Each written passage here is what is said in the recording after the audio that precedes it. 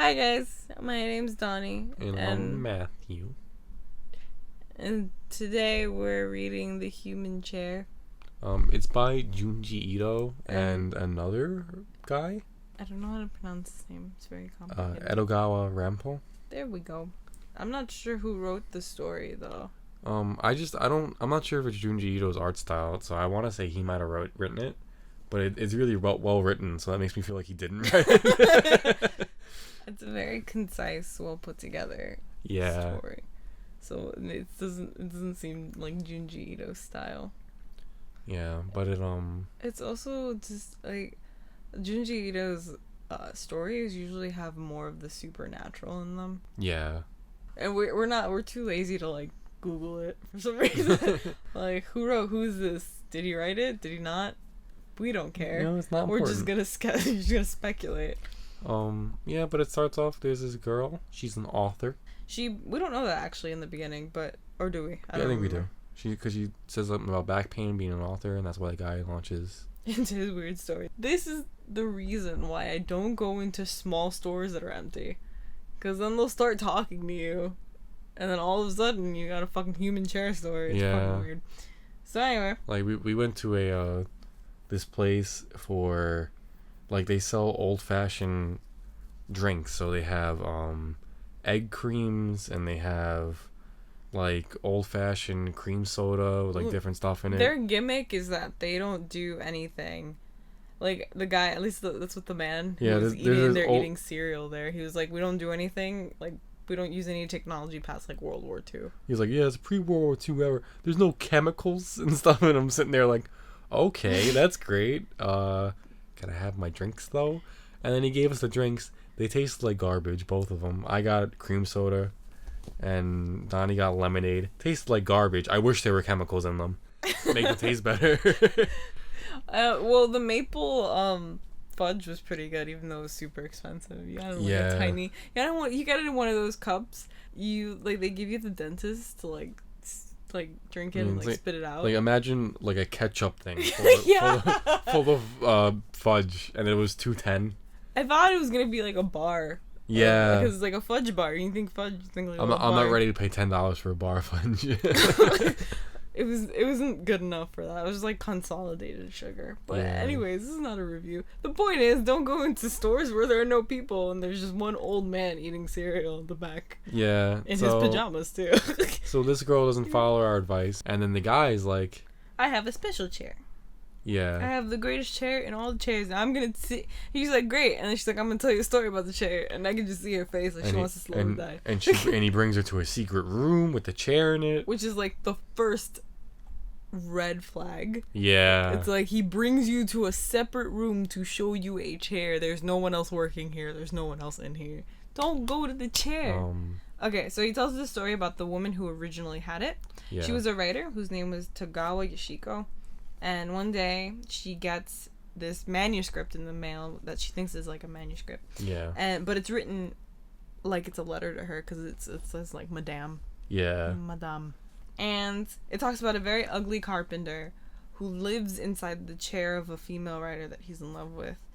And she's like terrified because that's fucking creepy. Yeah. And then the next day, she gets like the letter equivalent of like, psych, it was a joke. The guy takes it back. So she's meeting with her publisher the next day and talking about like her success. She's a successful author, but she won second place on this writing contest, and the story that won first place was the human chair story that she had probably recommended it. She sent it in or something. She like moved it to her publisher and like, here's the story. She sent it in, but they don't know who the author is or where the address is because the address that was on the letter was fake.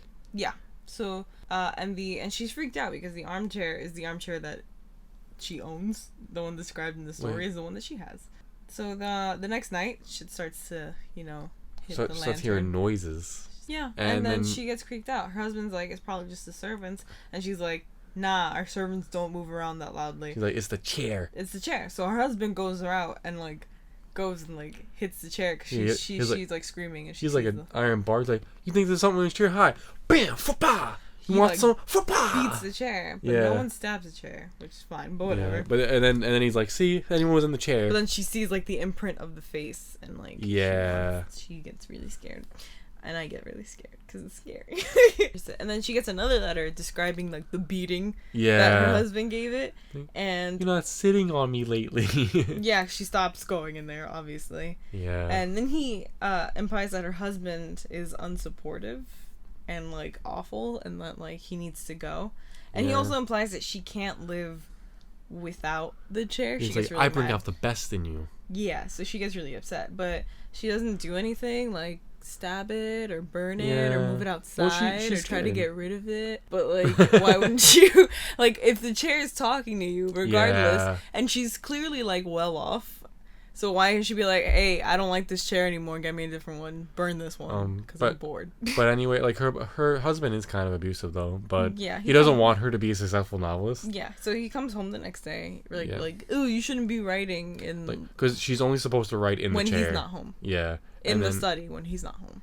And then he comes home and she's not in the study and she's writing, and he's like, stop, if you can't write your stories, don't blame the chair, you just suck. Yeah. And then he goes and she's like, I'm sorry, I'm bad at writing, and he's sitting in the chair, and then she walks over and he falls out of the chair. He's been stabbed and the knife sinks back into the chair. It's fucking creepy as hell. Creepy as hell. It's ridiculous, but it's really creepy. Okay, so the police come and she's like, it's the chair, it's a chair. So they take apart the chair and there's like a human hole in it where he was like sitting under her with in the frame of the chair. There's the bloody knife in it. It has like shells with cans of food and stuff, and then like a human imprint in it with like arms and a head and like a seat, and it's so creepy and it's so weird. And then it comes back to the guy and he's explaining how like afterwards her reputation sunk, because even though the police didn't like arrest her because she didn't do it, people thought that it was her or something, and they thought she was crazy. So she disappears, and because her mental state declines, and she's never seen again. Apparently, she goes to live with the creepy chair guy. Yeah, the guy in the chair store, it starts taking apart the chair in the secret room, and then it's the chair. It's the chair. It's the chair, and it's like, oh my god, she's in there. The corpses are in there. Yeah, there are 2 fucking corpses in there, and she decided to live in the chair with the guy. She's like sitting on him. Creepy as hell. And then it's like he's like the descendant. He's like, I am the descendant. I am the true chairman. He's like, I hear you're an author. And she's like, what? It's like, I'm actually a big fan of your work. And she's like, goodbye. She just bolts out. She like road runners out of there. She's just like, you can see the smoke that she leaves behind. Yeah. Okay. And then she goes home and she's creeped out, but she does like fact check his story. And she's like, okay, but he was a real writer, and this actually kind of happened. Everything about the chair was true. So she can't write.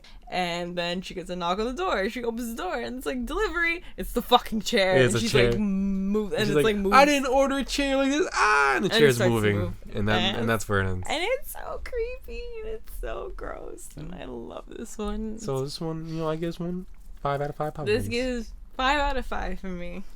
It's so good. It's so good. This one's just genuinely like really creepy I was by so itself. Scared.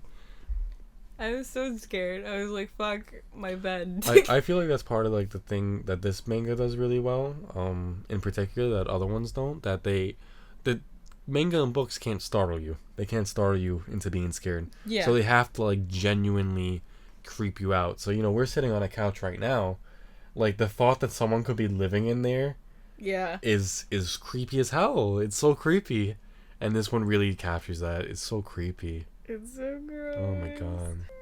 They had kids and they had chair children. Why did that even work? How'd they raise them when they're living in the chair? I don't know. That's so confusing. You know which one did genuinely startle me? The one you showed me that moved, Matt. I showed her the I'm sure you guys know. It's like the Korean horror comic where it moves when you scroll down to it. You didn't tell me it moved, Matthew. Well, if I told you, you would have been expecting it, wouldn't you? I was shaking with fear. The first time I saw that comic, my head like snapped back. I actually punched a hole in the drywall of my room with my head. It was good. You deserved it. I was shaking so fucking hard the entire night. I had to call my friend to keep me company because I was so fucking scared. You asshole. I hate you. Anyway, this one was really good. Yeah, I really had fun. I recommend this. Alright, guys. Goodbye. Later.